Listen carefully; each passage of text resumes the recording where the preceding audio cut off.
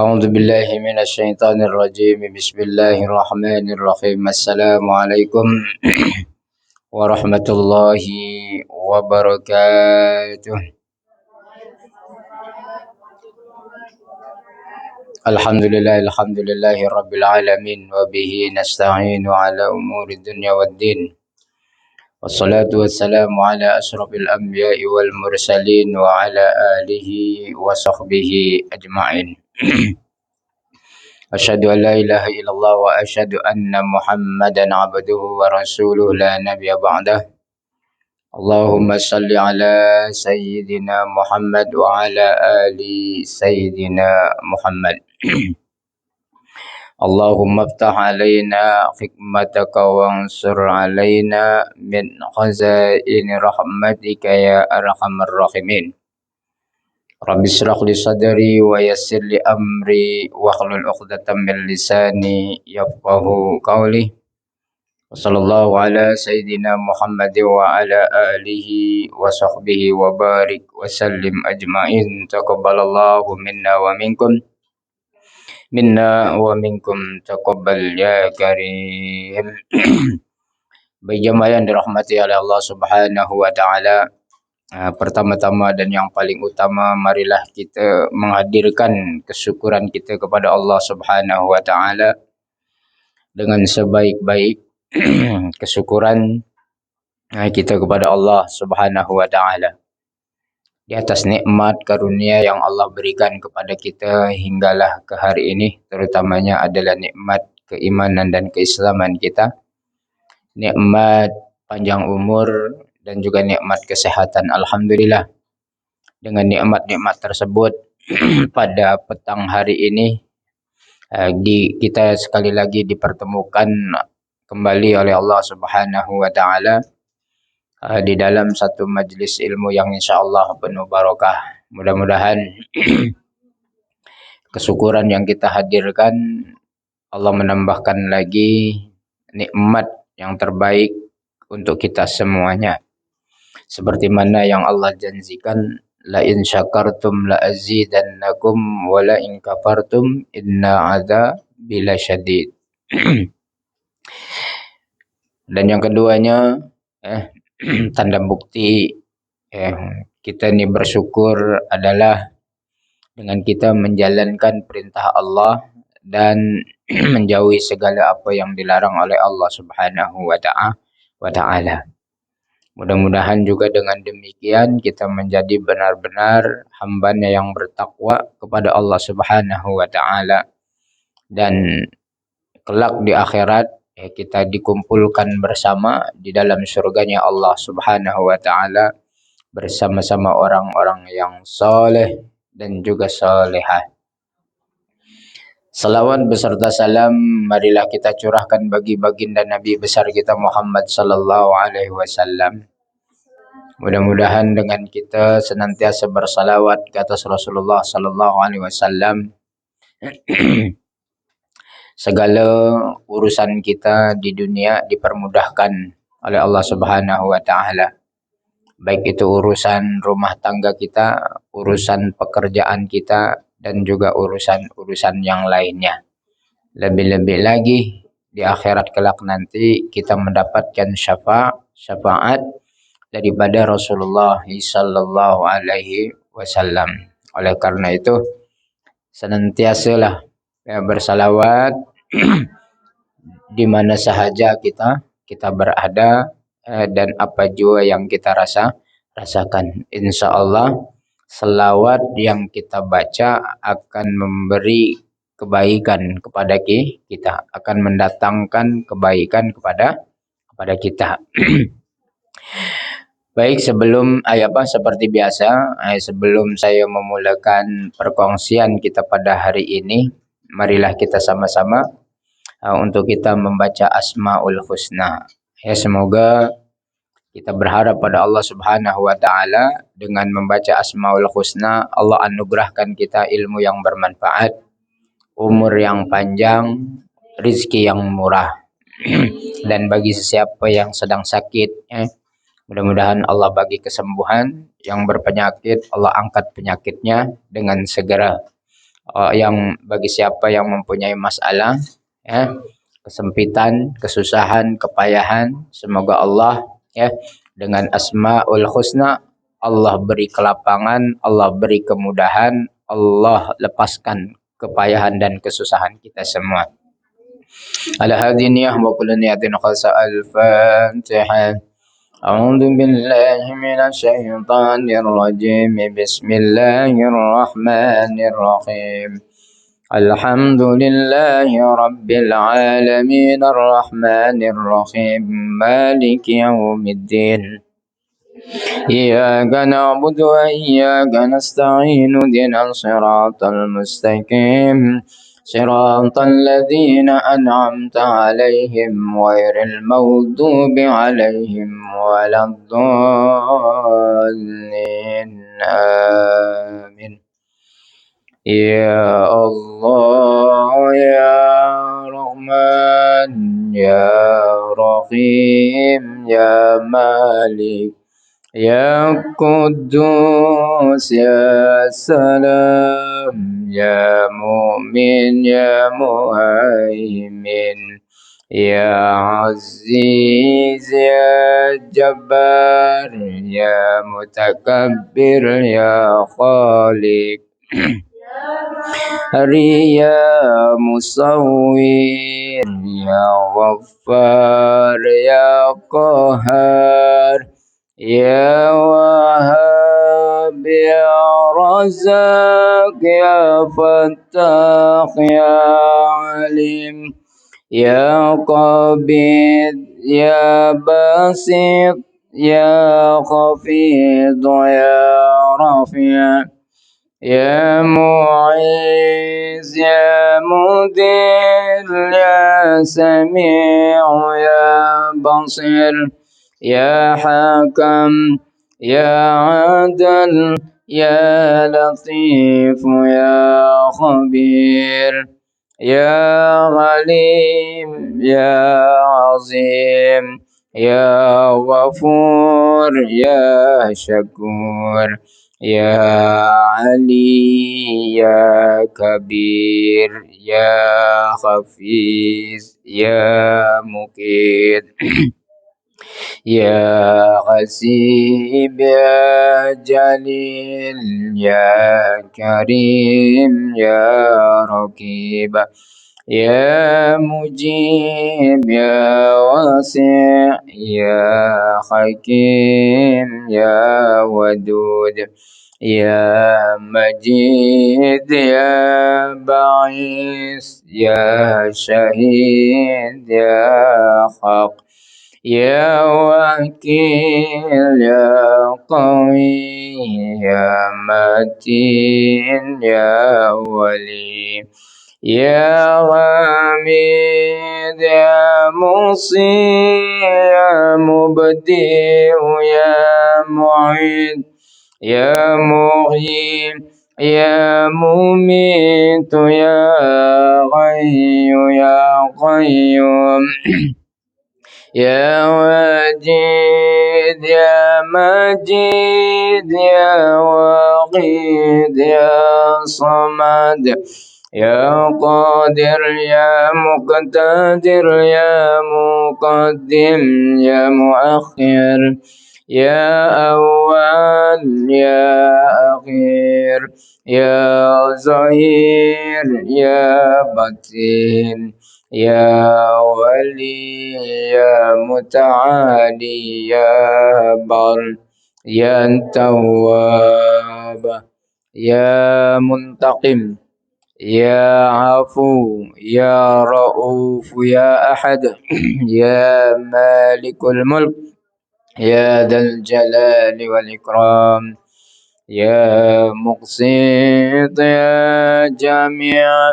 يا غني يا مغني يا مانع يا ضار يا نفيع يا نور يا هدي يا بديع يا بقي يا ورث يا رشيد يا صبور Ya Allah, Ya Allah.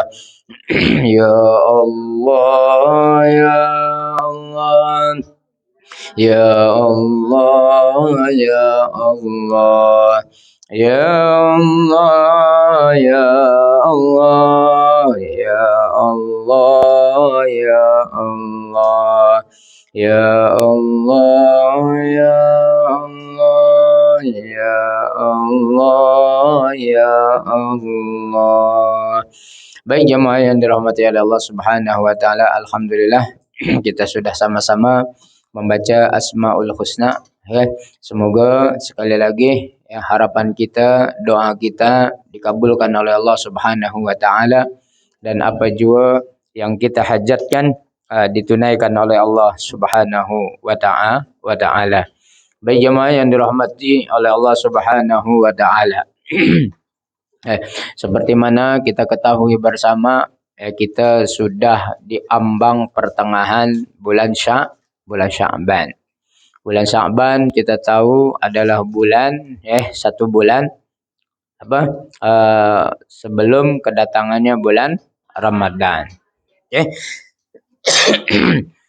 Pada hari Kamis ini adalah hari Kamis malam Jumat ini sudah nisfu Sya'ban, dalam malam yang juga dimuliakan oleh Allah Subhanahu wa taala.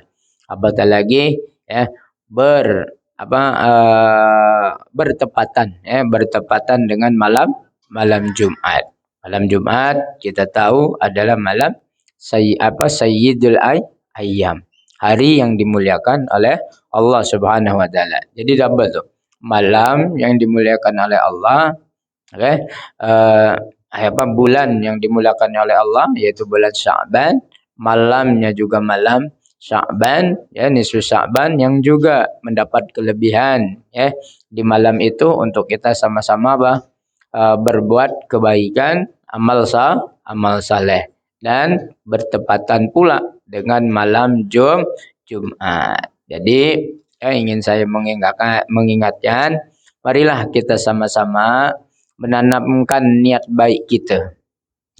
Niat baik kita untuk kita beramal soleh, meningkatkan amal ibadah kita, untuk kita meraih kelebihan yang ada pada malam tersebut. InsyaAllah tidak ada yang kecil di mata Allah kebaikan. Sekecil apapun kebaikan yang kita lakukan, Allah akan balas 10 kebaikan. Satu kebaikan Allah bagi 10 kebaikan. Bayangkan tuan-tuan, puan-puan. Allah lipat gandakan lebih-lebih lagi lah di malam-malam yang memang dimuliakan oleh Allah Subhanahu wa taala, seperti malam nisfu Sya'ban dan juga malam Jumat. Jadi jangan pula kita terlena. Jangan pula kita dilalaikan, disibukkan dengan perkara-perkara yang kurang manfaat, yang tidak memberi faedah kepada kita. Walaupun kita bekerja, namun tetap bukan berarti kita tidak dapat melakukan kebaikan. Kebaikan boleh dilakukan di mana saja, dalam keadaan apa sahaja. Sekalipun dalam keadaan bekerja, maka bekerjalah dengan baik. Lakukan pekerjaan dengan penuh tanggung jawab. Itu juga adalah kebaikan. Kalau kita lakukan waktu malam nisfu Sya'ban ataupun malam Jumat nanti, pada hari Kamis nanti kita dalam bekerja, maka usahakan pekerjaan yang kita lakukan kita dasari dengan rasa ikhlas, dengan penuh tanggung jawab. Maka sama, Allah akan juga beri lipatan lipatan pahala. Apatah lagi kalau kita menunaikan pekerjaan itu, melakukan pekerjaan itu sambil kita apa? Mengingati Allah Subhanahu wa taala.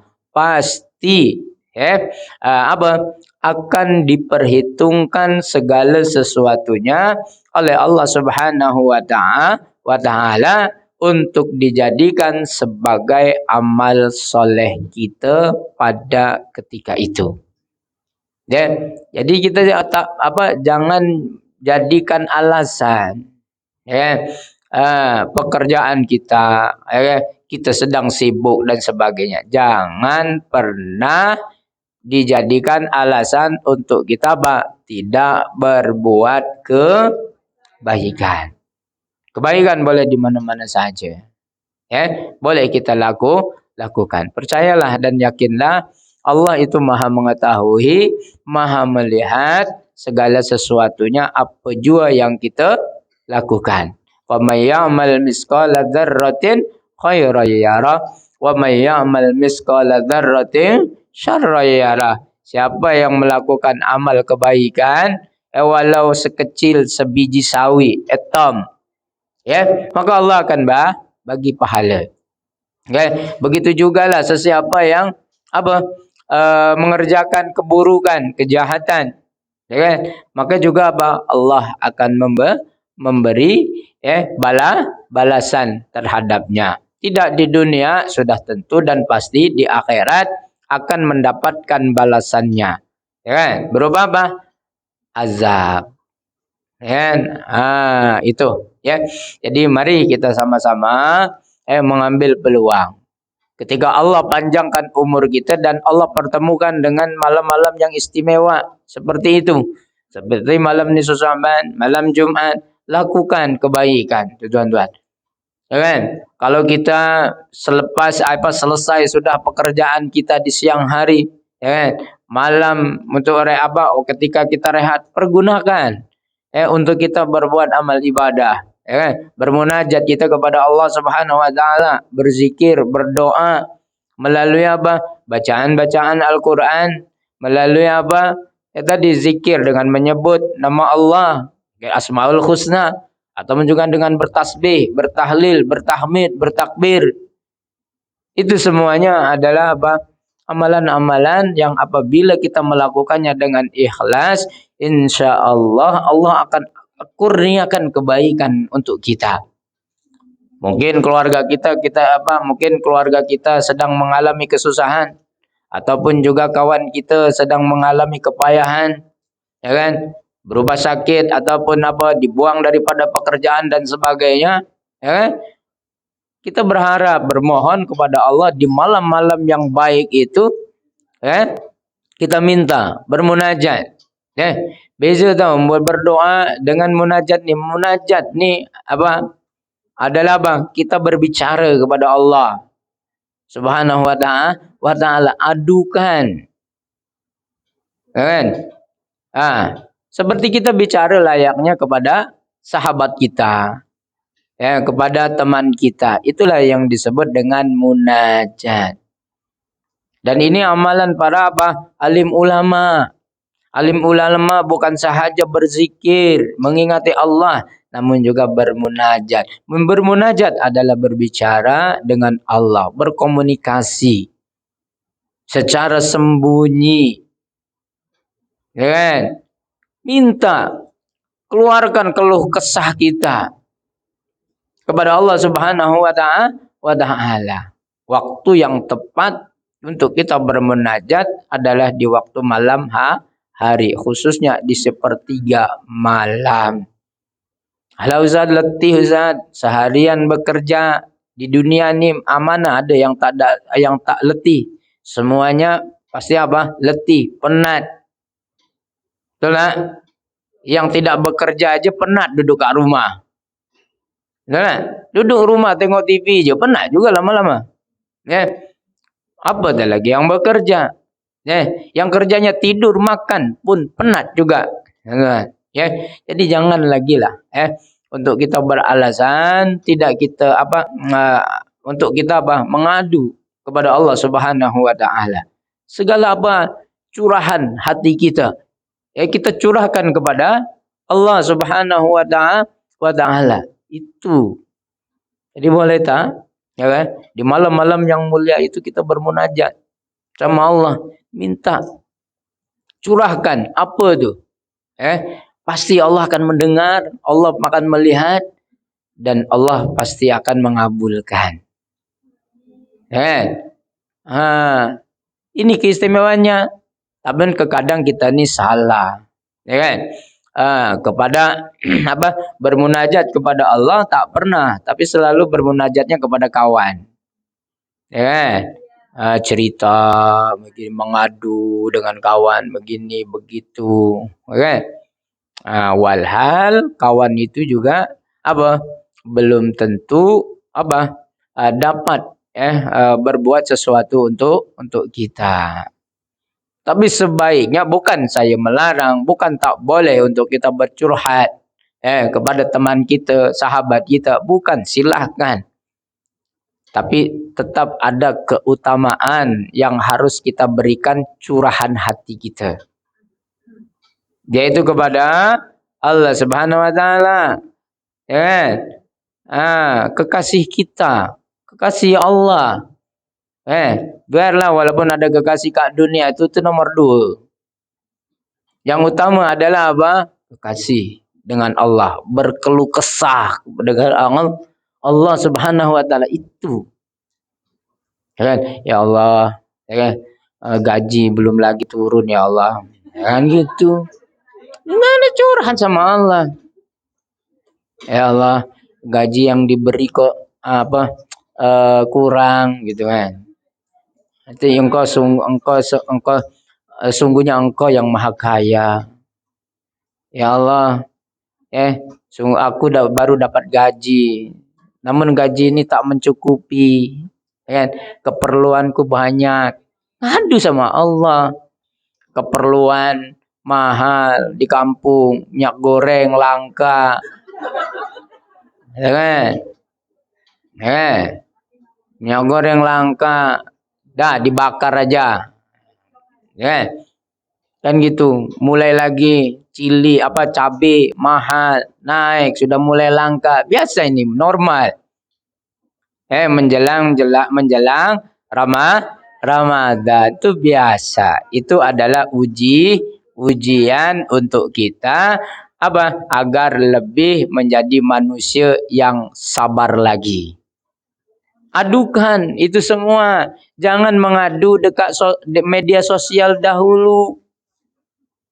Kan? Ini ditulis di media sosial tapi tak pernah mengadu kepada Allah Subhanahu wa taala. Padahal yang memberi rizki, yang mendatangkan masalah, segala sesuatunya atas dasar kudrat iradah Allah Subhanahu wa taala.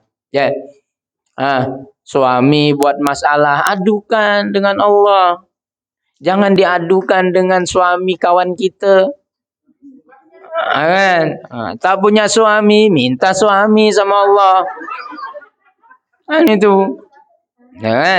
Tak punya suami, minta suami sama Allah. Pasti pilihan Allah yang terbaik. Suami selingkuh, adukan juga dengan Allah. Biar biar Allah tahu, biar Allah dengar.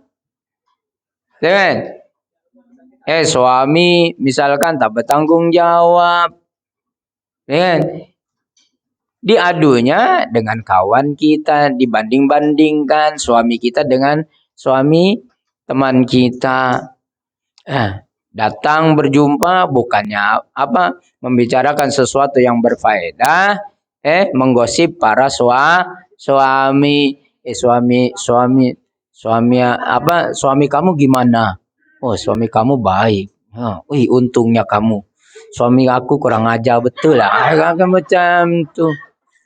Diadukan. Padahal itu hal rumah tangga kita yang perlu dijaga. Itu adalah satu aib suami kita yang perlu kita jaga kehormatannya. Kan begitu. Seburuk-buruk macam mana pun itu laki itu adalah suami kita yang sudah diijab kabul, yang sah. Kan begitu.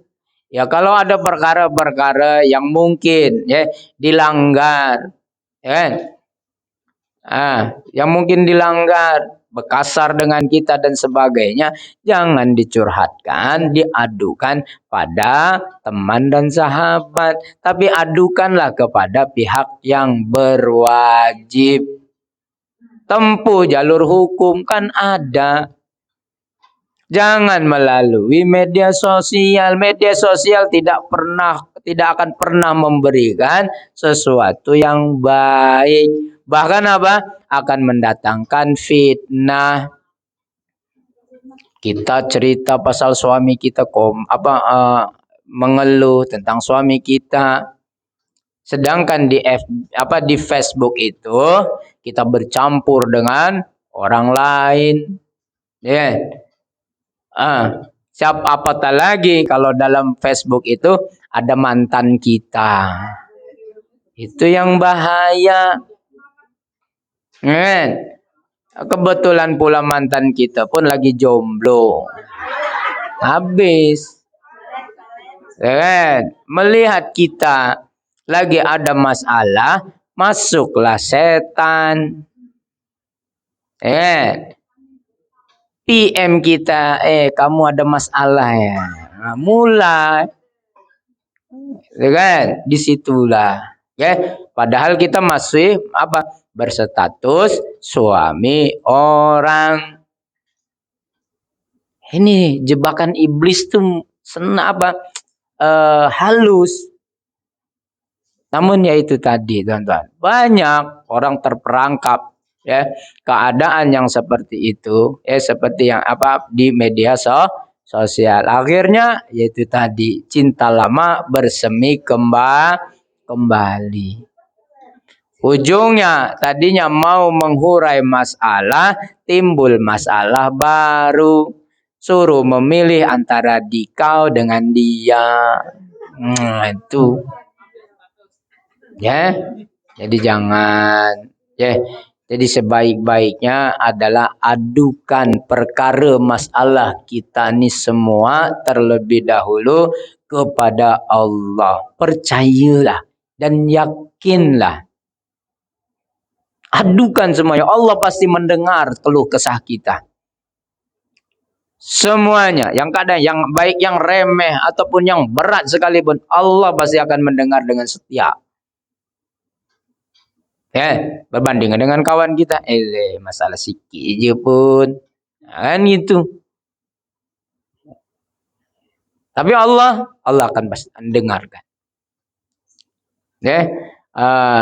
Seiring kita berharap kepada Allah Subhanahu wa taala kebaikan, kita berharap kepada Allah agar Allah mencurahkan kebaikan kepada kita, maka seiring itu jugalah, seiring sejalan kita nih buka diri untuk berbuat kebaikan. Pasti Allah akan balas. Suami kurang baik, balas tetap dengan kebaikan. Dengan berharap tadi kepada Allah Subhanahu wa taala, Allah akan mendatangkan kebaikan juga kepada kita. Mungkin keluarga yang tak dapat diselamatkan lagi, mungkin. Namun Allah memisahkan kita dengan dia dengan cara yang baik. Itu juga adalah satu kebaikan.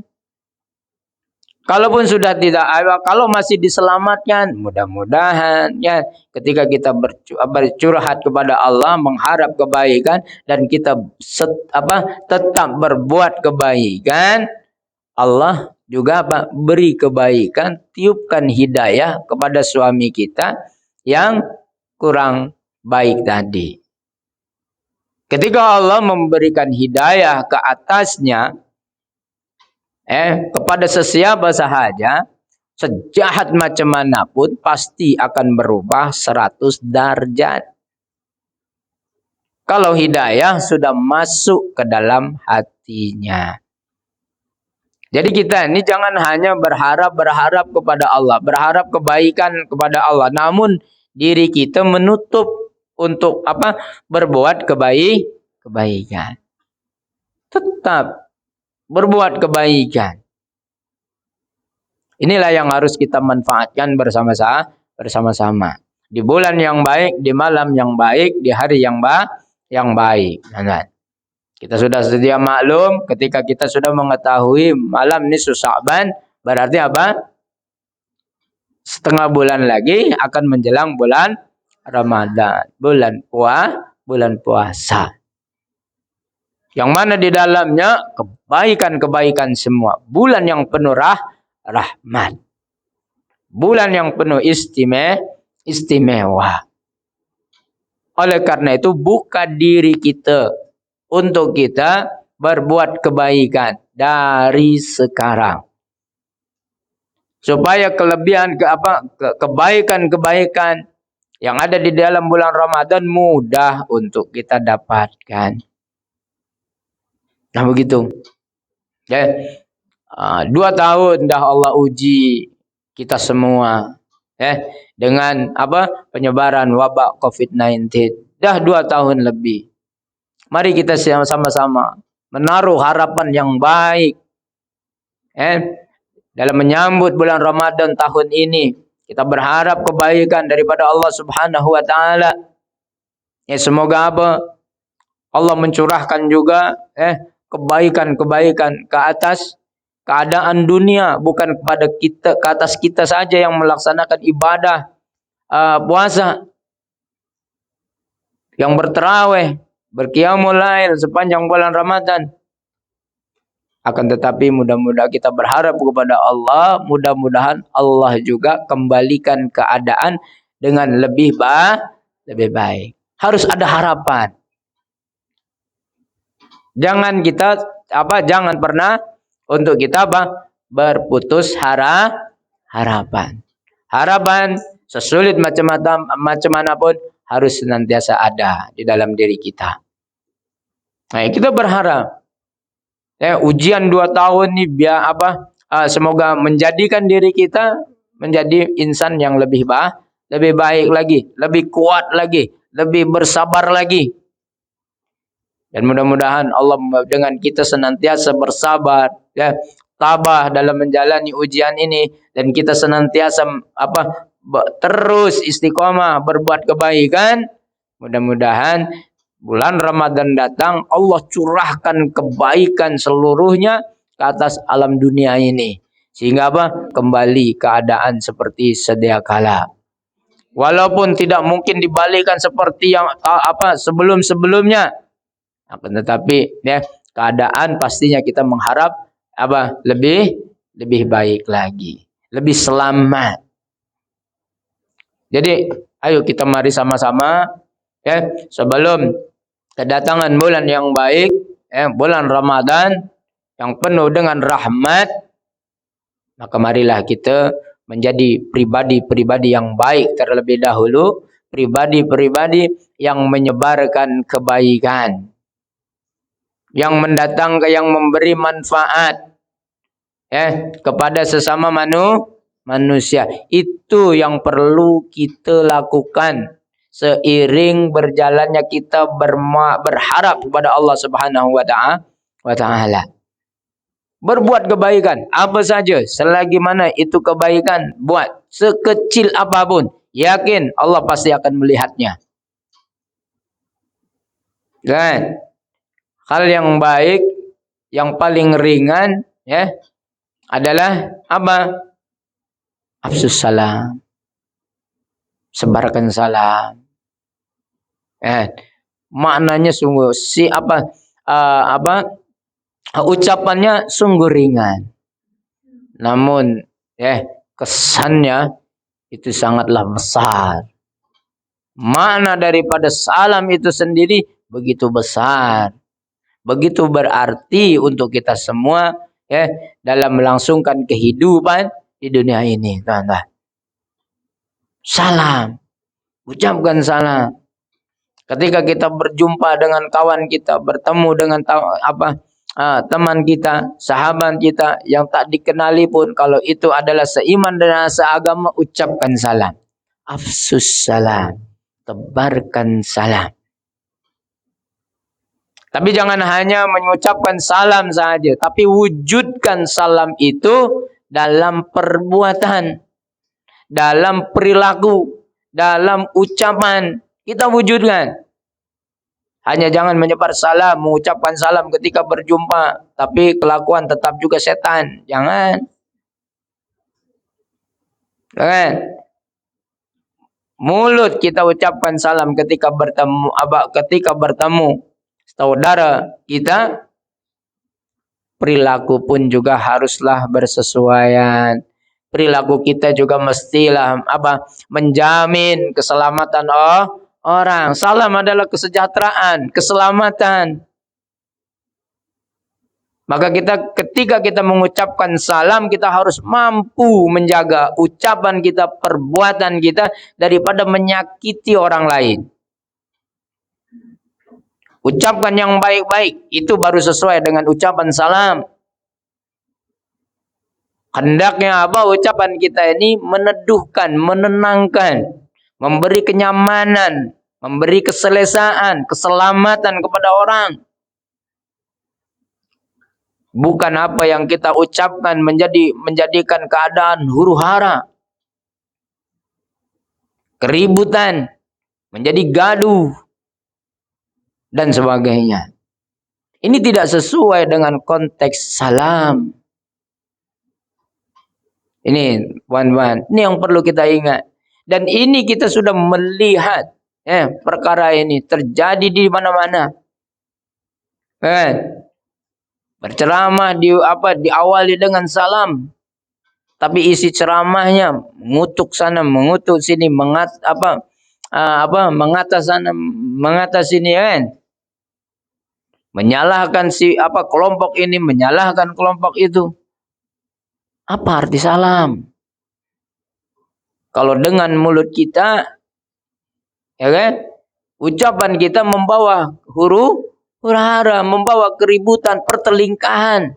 Lebih-lebih lagi, ucapan yang keluar daripada mulut kita menjadi saudara kita, antara satu dengan lainnya bergaduh. Jangan sampai. Perilaku kita juga harus kita jaga, perbuatan kita jangan sampai menyakiti. Jangan sampai kawan kita, teman kita, orang lain tidak merasa nyaman ketika berada di sebelah kita. Maka jaga perilaku kita. Itu baru sesuai dengan salam. Ringan, namun praktikalnya berat salam itu. Ringan diucapkan, praktikal salam itu sungguhnya amat berat. Tapi apabila kita mampu melakukannya, insya Allah kenyamanan, kedamaian, boleh kita kecapi bersama-sama, boleh kita rasai bersama-sama. Hidup dengan rukun, hidup dengan damai, hidup dengan nyaman. Apabila keadaan nyaman, damai, insya Allah kemajuan itu akan mudah kita capai. Baik macam manapun kita punya program, akan tetapi keadaannya selalu huru-hara, berterlingkah, bersilang lidah antara satu dengan yang lainnya setiap hari, maka program yang baik tadi tidak akan pernah terwujud. Sulit untuk kita mewujudkannya. Kenapa? Karena kita selalu ribut sendiri. Nah ini yang harus kita ingatkan bersama-sama, Wan. Boleh? Ingatkan sama-sama. Terlebih dahulu adalah ingatkan diri kita masing-masing. Pastikan yang kita dapat mencipta keselamatan untuk diri kita, anak kita, keluarga kita, dan juga masyarakat. Insya Allah. Kalau diawali daripada diri kita, ya kan? Pribadi kita masing-masing, lepas itu keluarga kita, insya Allah masyarakat juga akan menjadi baik, akan memberikan impact yang lebih besar. Jadi apa? Afsus salam, tebarkan salam. Ucapkan salam ketika kita berjumpa, bertemu. Masya Allah, pahalanya sangat besar. Salam bukan hanya sekedar ucapan, namun ianya juga adalah merupakan satu doa. Ketika kita mendoakan orang baik, ketika kita mendoakan sesuatu yang baik untuk orang lain, maka doa itu juga akan didoakan oleh malaikat untuk kita. Itu. Jadi ketika kita berdoa itu untuk saudara kita, untuk kawan kita, tidak ada ruginya karena doa itu akan kembali untuk kita. Bukan orang itu yang berdoa, malaikat yang doa. Kalau ada malaikat yang berdoa untuk kita, agak-agak dikabulkan ke tidak oleh Allah. Kabulkan. Jadi mungkin kita selama ini bermusuhan, tidak pernah tegur sapa dengan kawan kita, sahabat kita, karena apa? Merasa diri kita tersakiti dan sebagainya. Balaslah. Buka diri kita dengan kebaikan. Ketika kita berjumpa dengannya, ucapkan salam. Dahului salam. Walaupun si dia berpaling, tetap kita salam.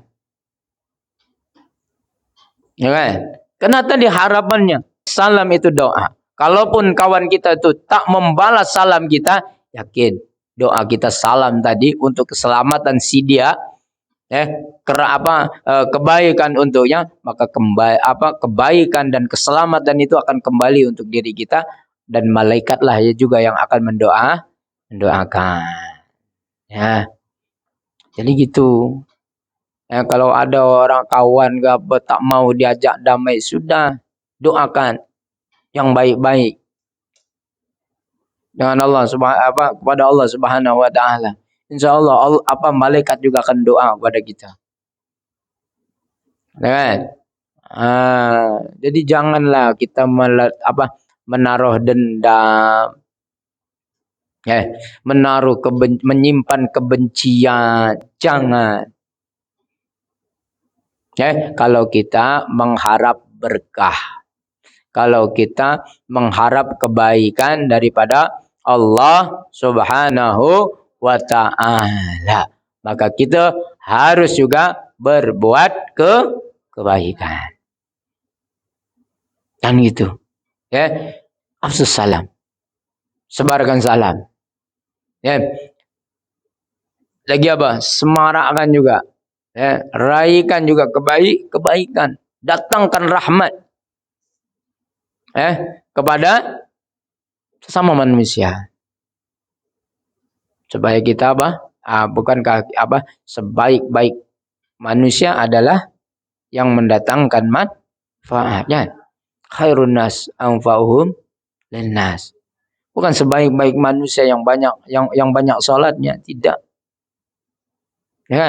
Tapi sebaik-baik manusia bukan yang banyak zakatnya, bukan. Bukan yang banyak puasanya, bukan.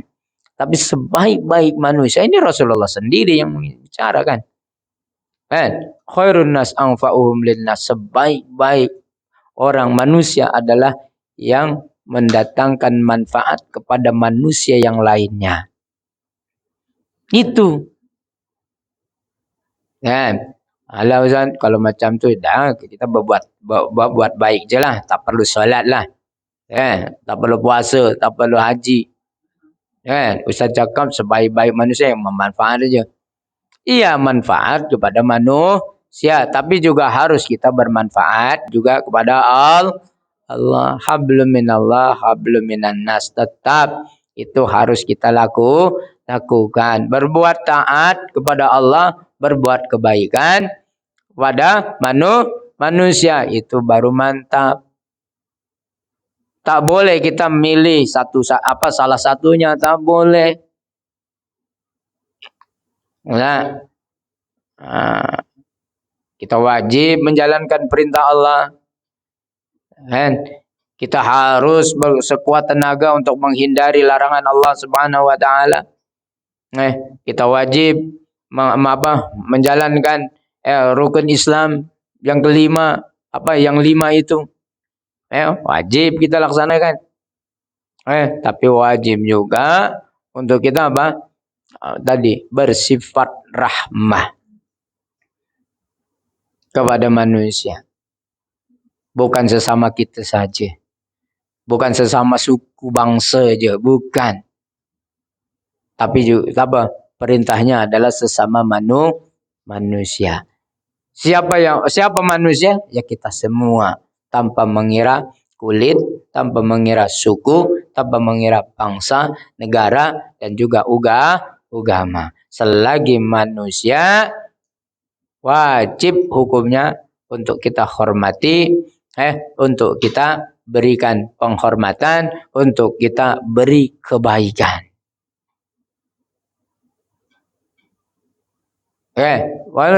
Walaupun orang tu jahat tu Ustaz, balaslah dengan kebaikan.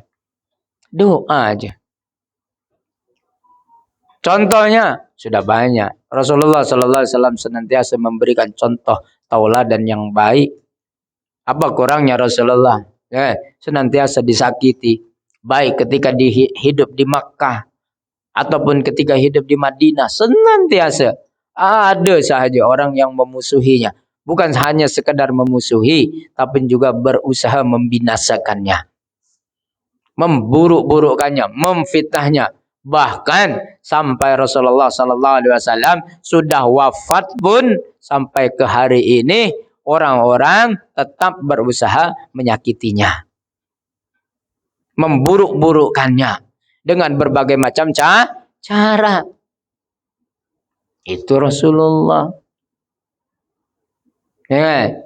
Kita tak seberapa bandingan dengan Rasulullah sallallahu alaihi wasallam. Tapi apa yang ditunjukkan oleh Rasulullah sallallahu alaihi wasallam adalah apa? Sifat rahmatnya, sifat kasih sayangnya. Begitu juga dengan Allah Subhanahu wa taala yang menguasai alam semesta, baik yang ada di langit ataupun yang ada di bumi. Allah tetap dengan kebesarannya, dengan sifat rahmat, dengan sifat kasih sayangnya, dengan sifat maha pengampunnya. Itu Allah. Ya jadi malu. Kita ini dah manusia biasa, bukanlah siapa-siapa, tapi bersifat angkuh. Salah besar. Jadi begitu. Jadi apa? Kembali lagi.